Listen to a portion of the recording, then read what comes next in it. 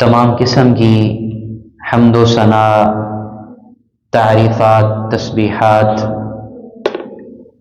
کبریائی، بڑائی، عزتیں، رفعتیں اللہ رب العزت کے لیے خاص ہیں، جو اس کائنات کا خالق ہے، مالک ہے، فرما روا ہے۔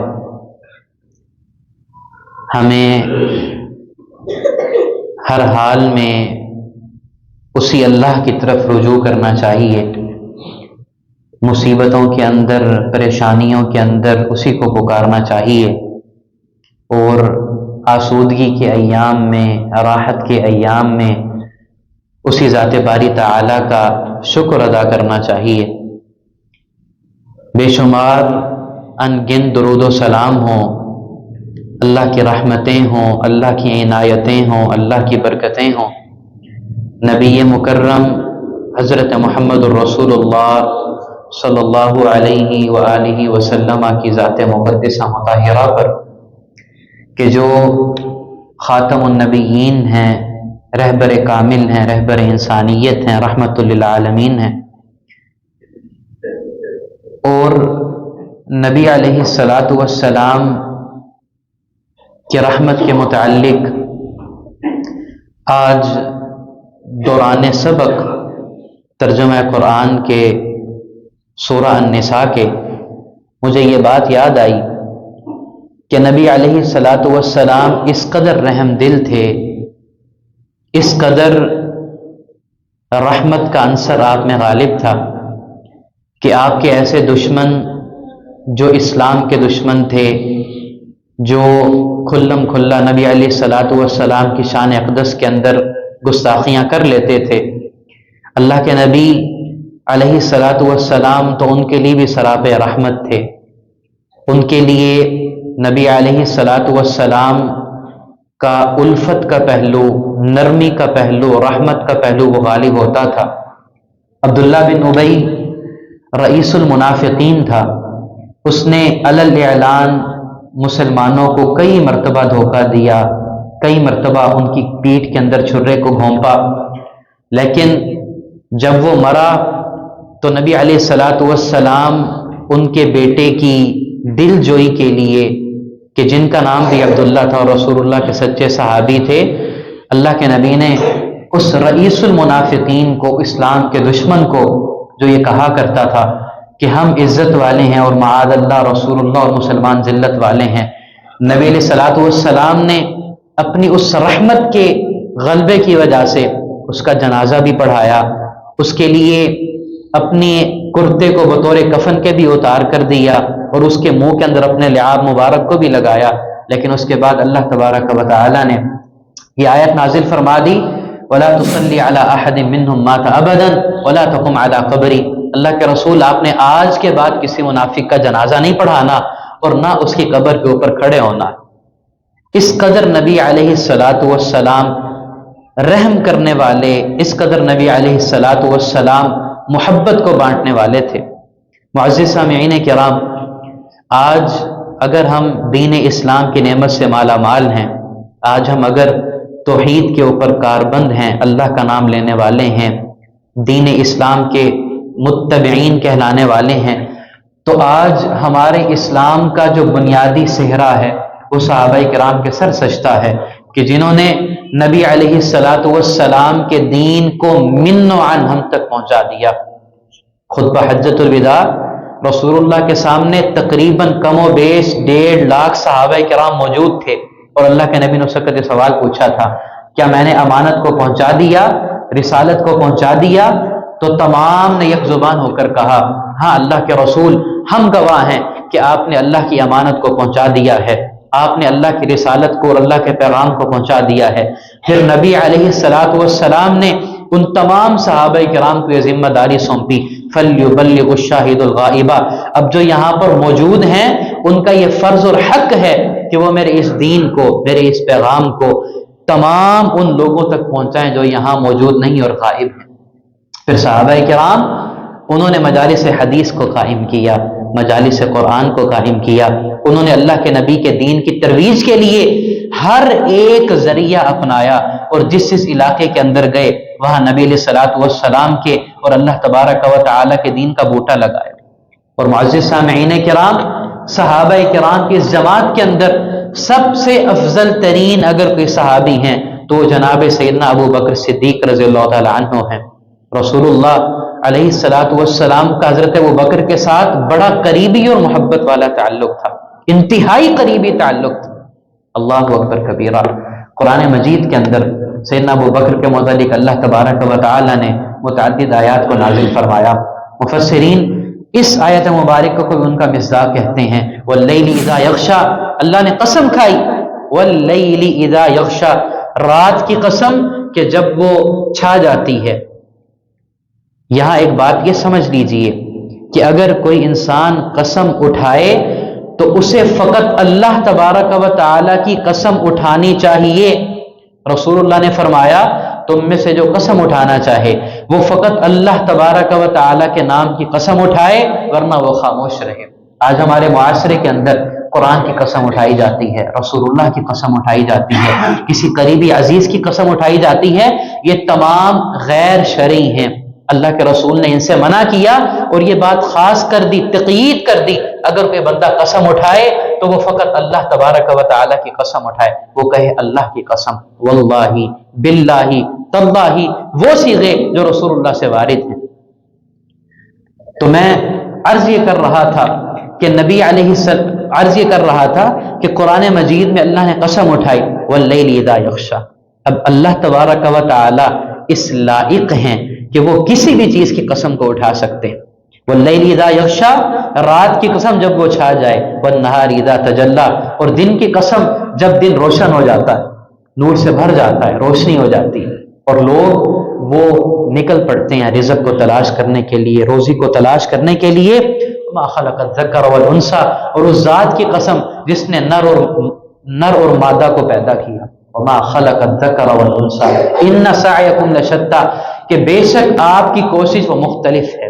فاما من اعطى واتقى وصدق بالحسنى، بس رہا وہ شخص جس نے عطا کیا، لوگوں کو مال دے رہا ہے، لوگوں کو خیر دے رہا ہے، لوگوں کو بھلائی دے رہا ہے۔ میں نے شاید یہ بات آپ کو ذکر کی تھی، انسان جو بھی خرچ کر رہا ہوتا ہے وہ خیر ہی ہوتی۔ انسان خیر کی کوئی بھی چیز خرچ کر رہا ہو وہ اللہ تبارک و تعالیٰ کے ہاں خیر کی تقسیم کے اندر لکھی جاتی ہے، انفاق فی سبیل اللہ کے اندر لکھی جاتی ہے۔ یسألونک ماذا ينفقون قل ما انفقتم من خیر، کہا جو بھی تم خرچ کرو اللہ کی راہ کے اندر خیر میں سے کرو تو وہ اللہ کی راہ کے اندر خرچ لکھا جائے، اللہ کی راہ کے اندر خرچ ہو رہا ہے۔ فاما من اعطى، رہا وہ بندہ، مفسرین کہتے ہیں اس سے مراد سیدنا ابو بکر ہیں، اولین مراد سیدنا ابو بکر ہیں، پھر ہر امتی مراد ہو سکتا ہے جو اللہ کی راہ کے اندر مال دینے والا، واتقى، اللہ سے ڈرنے والا، تقوی کو اختیار کرنے والا، گناہوں سے بچنے کی کوشش کرنے والا، معاصی سے اپنے آپ کو بچانے کی کوشش کرنے والا۔ حضرت عمر فاروق رضی اللہ تعالیٰ عنہ نے ابی بن کعب سے پوچھا تھا نا، سید القراء سے، اے ابی بن کعب مجھے یہ بتلائیے تقوی کس کو کہا جاتا ہے؟ انہوں نے کہا امیر المؤمنین، کہ آپ کسی ایسے راستے سے گزرے ہیں جو دشوار ہو، پگڈنڈی نما ہو، اور اس راستے کے دائیں بائیں خاردار جھاڑیاں ہوں، خاردار پودے ہوں۔ کہاں گزرا ہوں، کہا کیسے گزرے؟ حضرت عمر نے فرمایا جب میں وہاں سے گزرتا ہوں تو اپنے لباس کو سمیٹ کر گزرتا ہوں، جسم کو سنبھال کے گزرتا ہوں کہ کہیں میرا لباس اور جسم ان کانٹے دار جھاڑیوں کے اندر پھنس کر پھٹ نہ جائے، لباس اور جسم زخمی نہ ہو جائے۔ کہا اے عمر فاروق، اے امیر المؤمنین، اسی بات کا نام تقویٰ ہے۔ انسان زندگی ایسے بسر کرے کہ اپنے آپ کو معاصی سے بچاتا رہے۔ ہم دنیا کے معاملات کے اندر بڑے تیز ہوتے ہیں، ہر معاملے کے اندر، چاہے وہ کسی بھی نوعیت کا معاملہ ہو، ہم یہ خیال کرتے ہیں اس کے اندر نقصان کتنا ہے، اس کے پروز اینڈ کونز کتنے ہیں، خیال کرتے ہیں نقصان کیا ہے، فائدہ کیا ہے، لیکن دین کے معاملے کے اندر، معاصی کے معاملے کے اندر، اللہ کے نافرمانیوں کے معاملے کے اندر ہم ذرہ بھی خیال نہیں کرتے کہ ہم معاصیوں کے اندر پڑ جاتے ہیں، نافرمانیوں کے اندر پڑ جاتے ہیں، گناہوں کے اندر پڑ جاتے ہیں، سیدھے راستے سے ہٹ جاتے ہیں۔ کہا فاما من اعطى واتقى، رہا وہ بندہ جس نے اللہ کی راہ کے اندر عطا کیا، واتقى، اور تقوی کو اختیار کیا، وصدق بالحسنى، اور وہ نیکی کی تصدیق کرنے والا۔ احباب گرامی، یہ بڑی بات ہوتی، اللہ کسی کو ایسا دل دیں، ایسا قلب دیں جو نیکی کی تصدیق کرنے والا ہو، ہاں یہ کام نیکی کا ہے۔ آج کے معاشرے کے اندر کسی انسان کو نیکی کی طرف راغب کرنے کی اگر کوشش کی جائے، وہ آپ کی بات کو سننا گوارا نہیں کرتا، وہ آپ کی بات کے اوپر توجہ دینا گوارا نہیں کرتا، وہ آپ سے نصیحت کی بات کو سمجھنا گوارا نہیں کرتا، اور اگر آپ اسے منع کرتے ہیں کسی معاصی سے، کسی برے کام سے، وہ اس معاصی اور برے کام سے منع ہونے پر بھی آمادہ نہیں ہوتا۔ آج من حیث القوم تنزلی در تنزلی ہوتی چلی جا رہی۔ کہا وصدق بالحسنی، وہ نیکی کو قبول کرتا ہے، وہ نیکی کی تصدیق کرتا ہے۔ یہ بڑا سلیم الفطرت انسان ہوتا ہے جو نیکی کو نیکی جانے، برائی کو برائی جانے۔ آج ہم نے معاشرے کے اندر نیکی کے بھی اپنے میزان بنا لیے، اور ہم نے برائی اور معاصی کے بھی اپنے میزان بنا لیے۔ آج کا جو نوجوان ہے اسے قرآن مجید سے زیادہ موسیقی، غنا اور گانا گانا اسے یہ زیادہ محبوب ہے۔ آج کے نوجوان کو یہ بات پتہ نہیں ہے کہ نبی علیہ الصلوۃ والسلام، بلکہ اللہ نے قرآن کے اندر یہ ارشاد فرمایا کہ یہ جو موسیقی کے آلات ہیں، یہ آلات انسان کو اللہ کے راستے سے دور لے کر چلے جاتے ہیں۔ اور یہ مشرکین مکہ کا طرز عمل تھا۔ مشرکین مکہ وہ باقاعدہ طور پر گانے گانے والی خواتین کو خریدا کرتے تھے اور ان کے پاس بھیجا کرتے تھے، ان جگہوں پر بھیجا کرتے تھے جہاں پر رسول اللہ دین کی دعوت دے کر آتے تھے۔ اگر رسول اللہ کسی کے گھر جا کر دین کی دعوت دیتے، کسی شخص کو جا کر انفرادی طور پر دین کی دعوت دیتے، تو یہ مشرکین مکہ کے جو سردار تھے یہ اس جگہ پر گانے گانے والیاں بھیج دیا کرتے تھے۔ یعنی موسیقی کو قرآن سے ہٹانے کے لیے استعمال کیا جاتا تھا۔ آج ایک شخص کا نام تو عبداللہ ہوتا ہے، ایک شخص کا نام تو عبد الرحمن ہوتا ہے، ایک شخص کا نام تو محمد ہوتا ہے، ایک شخص کا نام تو احمد ہوتا ہے، لیکن وہ گانا سننے کو ترجیح دیتا ہے، موسیقی سننے کو ترجیح دیتا ہے، غلط نظر استعمال کرنے کو وہ ترجیح دیتا ہے۔ تنزلی در تنزلی چلتی چلی جا رہی ہے۔ کہا وصدق بالحسنی فسنیسرہ للیسری، جو شخص یہ تین کام کرے نا، اللہ کے راہ میں عطا کرنے والا ہو، تقوی کو اختیار کرنے والا ہو، نیکی کی تصدیق کرنے والا ہو، اللہ فرماتے ہیں وہ اس کے لیے راستوں کو آسان کر دے، اس کے لیے آسانی در آسانی ہوتی چلی جاتی، آسانی در آسانی ہوتی چلی جاتی۔ ایک شخص نیکی کی تصدیق کرے، ہاں میں یہ بات مانتا ہوں کہ قرآن پڑھنا ثواب کا کام، میں یہ بات مانتا ہوں کہ نماز پڑھنا یہ اللہ نے فرض قرار دیا۔ جب انسان، میں بطور مثال کے ذکر کر رہا ہوں احبابی گرامی، جب انسان اس بات کی تصدیق اپنے دل کے ساتھ کرتا ہے نا، تو پھر بہت جلد ہی وہ ان باتوں پر عمل پیرا ہونا شروع ہو جاتا ہے۔ تصدیق بنیادی چیز ہے۔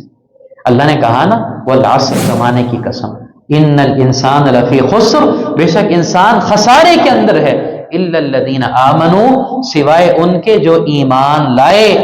اور آپ یہ بات سمجھتے ہیں کہ ایمان کا مطلب ہے زبان سے بھی اقرار کرنا اور دل سے بھی تصدیق کرنا اور عمل بھی اسی کے مطابق کرنا۔ دل کی تصدیق لازم اس کے اندر شامل ہوتی ہے۔ جب دل کی تصدیق ہوتی ہے، پھر آگے ذکر کیا الا الذین آمنوا وعملوا الصالحات، جو ایمان لائے، نیک اعمال کیے، وتواصوا بالحق وتواصوا بالصبر، اور وہ حق کی وصیت کرنے والے ہیں اور وہ صبر کی وصیت کرنے والے ہیں۔ اللہ نے یہاں پر حق اور صبر کو جوڑ دیا۔ اس کا مطلب ہے کہ حق بیان کریں گے تو آپ کو مارا جائے گا، حق بیان کریں گے تو آپ سے قطع تعلق ہی کی جائے گی، حق بیان کریں گے تو آپ کو برا بھلا کہا جائے گا، حق بیان کریں گے تو آپ کو روکنے کی کوششیں کی جائیں گی، حق بیان کریں گے تو آپ کو گرانے کی جستجو کی جائے گی۔ کہا وتواصوا بالحق، وہ حق کی وصیت کرتے رہتے ہیں، اور کس کے ساتھ وصیت کرتے ہیں؟ وتواصوا بالصبر، اور صبر کی وصیت کرتے رہتے ہیں۔ احباب گرامی، ایک شخص جو وصیت کر رہا ہوتا ہے نا، وہ خود بھی اس کے اوپر عمل پیرا ہوتا ہے۔ ایک انسان صبر ہی نہیں کرتا، کسی بھی معاملے کے اندر صبر نہیں کرتا، وہ کسی دوسرے کو کیسے صبر کی تلقین کرے؟ ایک شخص نماز نہیں پڑھتا، وہ کسی دوسرے کو کیسے نماز کی تلقین کرے گا؟ تو یہاں آپ کسی بھی نیکی کی جب ترویج کرتے ہیں، اس میں بنیادی نقطہ یہ آتا ہے کہ اگر آپ اس کے اوپر کار بند ہیں تو آپ ترویج بھی کر سکیں گے، آپ کی بات کے اندر اثر بھی ہوگا۔ لیکن اگر آپ خود اس کے اندر کمزور ہیں، آپ میں کجروی پائی جاتی ہے، آپ میں سکم پایا جاتا ہے، آپ میں نقص پایا جاتا ہے، آپ میں سستی اور کاہلی پائی جاتی ہے، تو آپ کبھی بھی اس معاملے کی ترویج کے اندر اثر پیدا نہیں کر سکیں گے، ترویج کر ہی نہیں سکیں۔ اللہ اکبر کبیرہ۔ اللہ نے فرمایا نا یا ایھا الذین آمنوا لم تقولون ما لا تفعلون، اے ایمان والو کیوں ایسی باتیں کرتے ہو جن کے اوپر خود عمل پیرا نہیں ہوتے؟ کبر مقتا عند اللہ ان تقولوا ما لا تفعلون، اللہ کے نزدیک یہ بڑا گناہ ہے ان تقولوا، تم ایسی باتیں کرو ما لا تفعلون جن پر خود عمل پیرا نہیں ہوتے۔ دائی کے اوصاف ہوتے ہیں نا، جو دین کی دعوت دینے والا ہو، دائی کے اوصاف کے اندر اولین شے یہ ہے کہ دائی خود دین اسلام کے اوپر مضبوطی کے ساتھ کاربند ہو، لوگ اس کے عمل کو دین کا عمل سمجھ کر دیکھیں، لوگ اس کی نماز سے متاثر ہوں، اس کی گفتگو سے متاثر ہوں، اس کے طرز تکلم سے متاثر ہوں، اس کے اخلاق سے متاثر ہوں، اس کے علم سے متاثر ہوں۔ لیکن اگر داعی صرف زبان کے ساتھ یہ دعویٰ کرنے والا لوگوں ایک اللہ کی طرف آ جاؤ، سبحان اللہ، مجھے یہ بات یاد آئی، رسول اللہ جب کھڑے ہو کر آپ نے پورے اپنے خاندان اور کنبے کو آواز دے کر بلایا تھا، یا صباحا یا صباحا، یہ اعلان کیا جاتا تھا کسی ایمرجنسی کے لیے، اکٹھا کرنے کے لیے لوگوں کو، تو آپ نے فوراً یہ نہیں کہا تھا لوگوں ایک اللہ کی طرف لوٹ کر آ جاؤ، ایک اللہ کی عبادت اور بندگی کرو، نہیں، آپ نے یہ پوچھا لوگوں مجھے یہ بتاؤ تم نے مجھے ان 40 برسوں کے اندر کیسا پایا؟ انہوں نے کہا اللہ کے رسول، نہیں، انہوں نے کہا ہم نے آپ کو امانت دار پایا، آپ کو سچا پایا، کبھی جھوٹ بولتے نہیں دیکھا، کبھی خیانت کرتے نہیں دیکھا۔ پھر رسول اللہ نے کہا اگر میرے عمل کی یہ گواہی دیتے ہو تو پھر اس بات کی بھی گواہی دو کہ ایک اللہ کے علاوہ کوئی معبود نہیں۔ اللہ کے رسول نے دعوت کے میدان کے اندر سب سے پہلے اپنا عمل سامنے کیا، بتاؤ مجھے کیسا پایا؟ میں جھوٹ تو نہیں بولتا، خیانت تو نہیں کرنے والا، سارے اس بات کی گواہی دیتے تھے، نہیں آپ جھوٹ نہیں بولتے، آپ امانت کے اندر خیانت نہیں کرتے۔ احباب گرامی، ہم امانت کو نا بڑا محدود سا کر لیتے ہیں، بڑا محدود سا، امانت محدود نہیں ہے، وسیع المعنی لفظ ہے۔ امانت داری کا مطلب یہ ہے کوئی بھی ذمہ داری جو آپ کو سونپی جائے، معاشی ہو، معاشرتی ہو، اخلاقی ہو، تعلیمی ہو، انتظامی ہو، کسی بھی قسم کی ذمہ داری جو آپ کو سونپی گئی، اولاد کی ذمہ داری، ملازمین کی ذمہ داری، والدین کی خدمت کی ذمہ داری، دین کو حاصل کرنے، پڑھنے اور تبلیغ کرنے کی ذمہ داری، کوئی بھی ذمہ داری جو آپ کو سونپی گئی، آپ اس ذمہ داری کو نبھانے کے اندر اگر کمزور ہیں تو آپ امانت دار نہیں۔ امانت صرف یہ نہیں ہے کہ کسی نے آپ کے پاس روپے رکھوا دیے، زیور رکھوا دیا، کوئی چیز رکھوا دی آپ نے سنبھال کر رکھی ہوئی، نہیں، بڑا وسیع المعنی لفظ ہے۔ کسی بھی ذمہ داری میں جو آپ کو سونپی گئی، اگر آپ اس کے اندر کاہلی اور سستی کا عنصر لے کر آ جاتے ہیں تو آپ امانت داری کے اندر کمزور۔ اللہ نے کیا فرمایا؟ ان اللہ یأمرکم ان تؤدوا الامانات الی اہلھا، اللہ تمہیں یہ حکم دیتے ہیں کہ تم ان تؤدوا الامانات الی اہلھا، امانتیں ان کے اہل کے سپرد کرو۔ اس سے یہ بھی مراد ہے، بلکہ اولین مراد یہ ہے کہ تم ذمہ داریاں ان کو دو جو اہل لوگ۔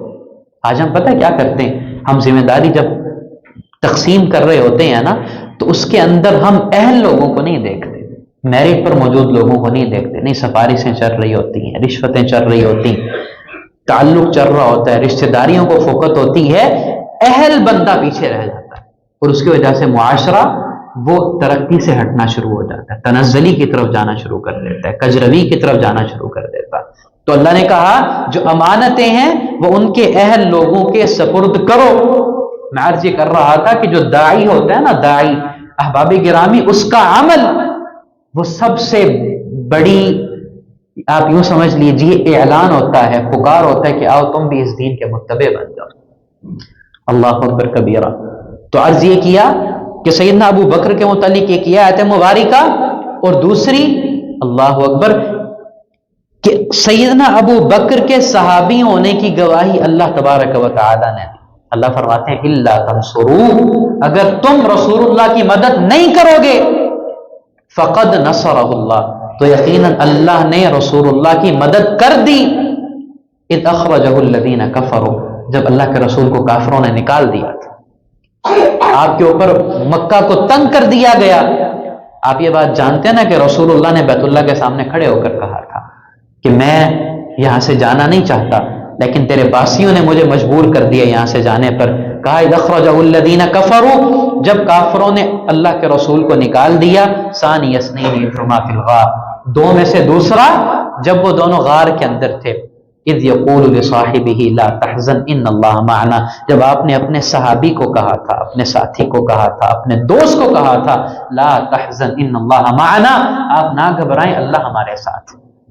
سیدنا ابوبکر کو کس چیز کا غم تھا؟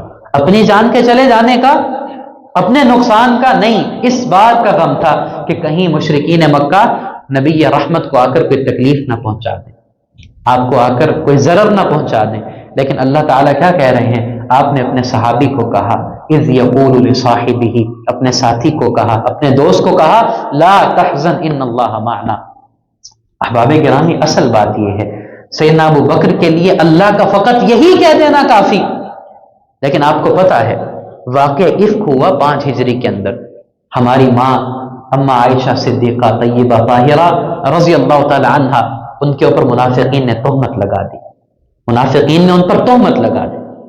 ان تہمت لگانے والوں کے اندر، ان کی باتوں کے اندر بعض مسلمان بھی دھوکہ کھا گئے، ان کی بات کے اندر ان کے ساتھ گفتگو کرنے لگے، اس تہمت کے اندر، اس الزام کے اندر وہ بھی گفتگو کرنے لگے۔ اب یہ جو واقعہ تھا، یہ یقین مانیے اس ایک واقعہ سے، اس واقعہ افک کی فقط ایک حدیث مبارکہ سے پتہ نہیں کتنے مسائل مستنبط کیے جا سکتے ہیں، کتنے عنوانات کے اوپر اس کو لے کر بیان کیا جا سکتا۔ اس واقعے سے نا رسول اللہ علیہ الصلوۃ والسلام کو بڑی تکلیف پہنچی۔ اللہ کے رسول کو اما عائشہ صدیقہ سب سے بڑھ کر محبوب تھیں اپنی ازواج مطہرات کے اندر، سب سے بڑھ کر محبوب۔ اندازہ اس بات سے لگائیے جب رسول اللہ اپنے آخری ایام کے اندر تھے تو بار بار پوچھتے تھے بتاؤ آج کون سا دن، آج کون سا دن ہے، آج میری باری کہاں ہے۔ رسول اللہ عدل کا دامن بھی نہیں چھوڑ رہے، انصاف کا دامن بھی نہیں چھوڑ رہے، لیکن آپ کی ازواج مطہرات کو یہ بات معلوم ہوئی کہ رسول اللہ سیدہ عائشہ کے پاس جانا چاہتے، انہوں نے آپ کو اجازت دی کہ آپ ان کے پاس چلے جائیں۔ رسول اللہ کے روح پرواز ہوئی تو آپ کا سر مبارک اما عائشہ کے سینہ مبارک کے اوپر تھا، اور آپ کے پیٹ کے اندر جو آخری چیز گئی وہ بھی اما عائشہ کا لعاب مبارک تھا۔ آپ نے خواہش کا اظہار کیا مسواک کا، سیدہ عائشہ کے چھوٹے بھائی آئے، ہاتھ کے اندر مسواک پکڑی تھی، رسول اللہ نے دیکھا، اما عائشہ نے لے لیا، اور لینے کے بعد اس کو چبا کر نرم کیا، اور وہی مسواک پہ رسول اللہ نے اپنے منہ مبارک کے اندر کچھ دیر اس کو کیا، صفائی کی غرض سے۔ اللہ اکبر کبیرہ، اس قدر رسول اللہ کو محبت تھی اما عائشہ صدیقہ طیبہ طاہرہ سے۔ اور ذرا اندازہ لگائیے جب منافقین نے یہ تہمت اما عائشہ پر لگائی تو اس تہمت کی وجہ سے رسول اللہ کو کس قدر تکلیف ہوئی ہو، کس قدر تکلیف پہنچی ہو۔ اب رسول اللہ نے نا اپنے گھر کے خاص افراد سے اس بابت استفسار کیا، خاص افراد سے۔ حضرت اسامہ سے پوچھا، اسامہ بن زید، رسول اللہ کے لے پالک حضرت زید بن حارثہ کے فرزند، اللہ کے رسول کے منہ بولے پوتے، ان سے پوچھا اسامہ مجھے بتاؤ عائشہ کیسی ہیں؟ حضرت اسامہ نے کہا اللہ کے رسول وہ آپ کی گھر والی ہیں، ہم نے ان کے اندر خیر کے علاوہ کچھ نہیں دیکھا۔ ما نعلم الا خیرا اہلک ما نعلم الا خیرا، رسول اللہ وہ آپ کا اہل ہے، وہ آپ کی گھر والی ہیں، ہم نے ان کے اندر خیر کے علاوہ کچھ نہیں دیکھا۔ آپ نے حضرت زینب سے پوچھا، انہوں نے کہا اللہ کے رسول ان کے اندر خیر کے علاوہ کچھ نہیں۔ حضرت بریرہ سے پوچھا، حضرت بریرہ نے کہا اللہ کے رسول میں نے سیدہ عائشہ صدیقہ کے اندر خیر اور بھلائی کے علاوہ کچھ نہیں دیکھا، ہاں البتہ یہ بات ضرور ہے وہ ابھی نوجوان ہیں، نوخیز لڑکی ہیں، آٹا گوندتی ہیں اور پھر آرام کرتی ہیں تو گھر کی بکری آ کر آٹا کھا جاتی۔ یہاں امام بخاری علیہ الرحمہ نے کتاب الشہادات کے اندر اس ٹکڑے سے یہ استدلال کیا کہ اگر کسی انسان سے کسی دوسرے انسان کی بابت تزکیہ کیا جائے تو وہ خیر کو مقدم رکھے، وہ کہے ما نعلم الا خیرا، یا کہے ما علمت الا خیرا، میں اس کے متعلق خیر کے علاوہ کچھ نہیں جانتا۔ یہ ایک بنیادی اصول ہے کہ کوئی بندہ آپ سے کسی کے متعلق پوچھے کہ فلاں بندہ کیسا ہے تو اس کے محاسن بیان کیجئے، اس کی خوبیاں بیان کیجئے، اور اگر اس کے اندر کوئی ایسی خامی ہے جو مجموعی طور کے اوپر معاشرے پر اثر انداز ہو سکتی ہے، کسی اور پر اثر انداز ہو سکتی ہے، تو اس کے متعلق بھی ذکر کر دیجئے۔ یہاں پر امام ابن حجر الاسقلانی رحمہ اللہ نے یہ فائدہ ذکر کیا کہ آج کے زمانے کے اندر شر خیر کے اوپر غالب ہے.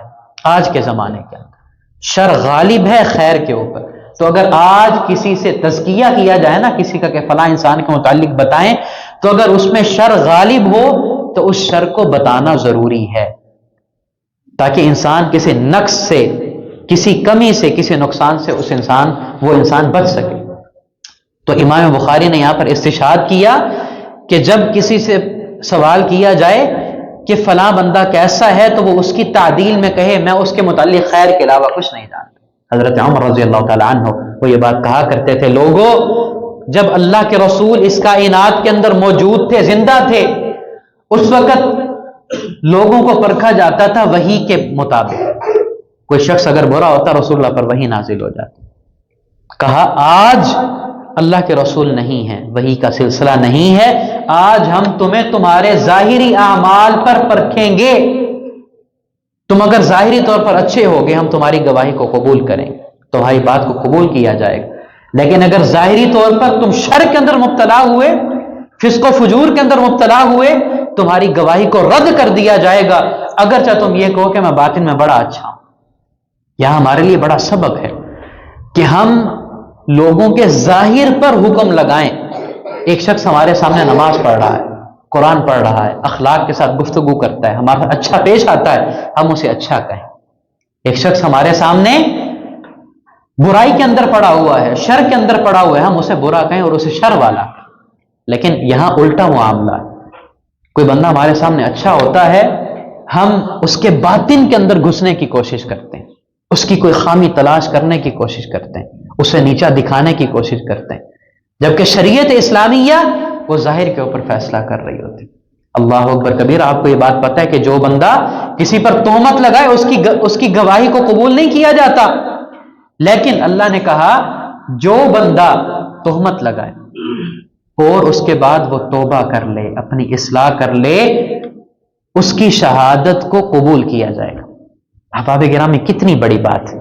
ایک شخص کے اوپر تہمت کی حد جاری ہوئی کہ اس نے کسی پاک دامن خاتون کے اوپر تہمت لگائی، حد جاری، اسے کوڑے مارے گئے.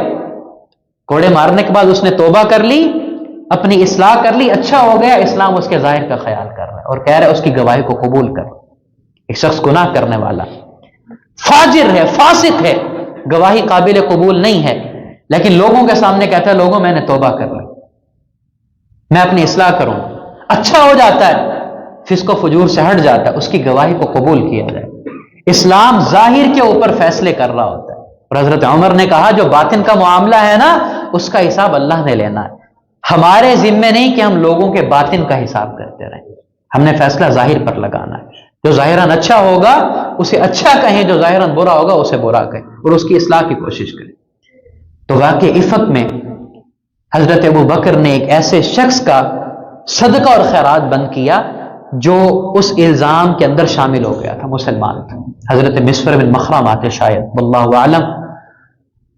تو اللہ نے قرآن نازل کیا وَلَا يَأْتَلِ أُولُو الْفَضْلِ مِنْكُمْ وَالسَّعَةِ أَنْ يُؤْتُوا أُولِي الْقُرْبَى وَالْمَسَاكِينَ وَالْمُهَاجِرِينَ وَلْيَعْفُوا وَلْيَصْفَحُوا أَلَا تُحِبُّونَ أَنْ يَغْفِرَ اللَّهُ لَكُمْ. کہا اہل فضل کو یہ بات زیب نہیں دیتی، فضل والوں کو یہ بات زیب نہیں دیتی کہ وہ اپنے رشتہ داروں پر، مساکین پر، مہاجرین پر صدقہ اور خیرات کو، مال کے عطا کرنے کو بند کرتے ہیں. الا یحبون یغفر اللہ لکم، کیا وہ یہ پسند نہیں کرتے کہ اللہ ان کو بخش دے. جب حضرت ابوبکر نے آیت سنی تو ان کا خرچہ دوبارہ سے شروع کر دی. یہ قرآن مجید کی 3 آیات. رسول اللہ علیہ الصلاۃ والسلام ان سے حضرت عمرو بن العاص نے پوچھا، وہ نا ایک غزوہ سے واپس لوٹے، رسول اللہ کی ایک مہم سے واپس لوٹے، تو پوچھا اللہ کے رسول آپ کو لوگوں میں سب سے محبوب کون؟ رسول اللہ نے کہا مجھے لوگوں میں ابو بکر محبوب. اور دوسری روایت کے اندر کہا اللہ کے رسول ای الناس احب الیک، تو آپ نے فرمایا مجھے لوگوں میں سب سے محبوب حضرت عائشہ ہیں. اور انہوں نے کہا اللہ کے رسول میں نے مردوں میں سے سوال کیا، کہا ابو بکر ہیں، کہا پھر کہا عمر. اور رسول اللہ علیہ الصلوۃ والسلام اکثر اپنے ساتھ گفتگو کے اندر یہ کہتے تھے میں ابو بکر اور عمر، میں ابو بکر اور عمر۔ اللہ کے رسول نے ایک روایت بیان کی کہ ایک شخص بنی اسرائیل کا وہ ایک گائے کے اوپر وزن اور بوجھ لاد کر جا رہا اور اس پر وہ سختی کر رہا تھا، تو گائے نے اس سے کلام کیا اور کہا کہ اللہ نے مجھے بوجھ لادنے کے لیے پیدا نہیں کیا بلکہ کھیتی باڑی کے لیے پیدا کیا۔ تو مشرکین مکہ نے اس بات پر استہزاء کیا کہ بھلا گائے بھی کبھی بولتی ہے؟ تو اللہ کے رسول نے فقط یہ کہا میں ابو بکر اور عمر اس بات پر ایمان لائے کہ اگر اللہ چاہے تو گائے بول سکتی۔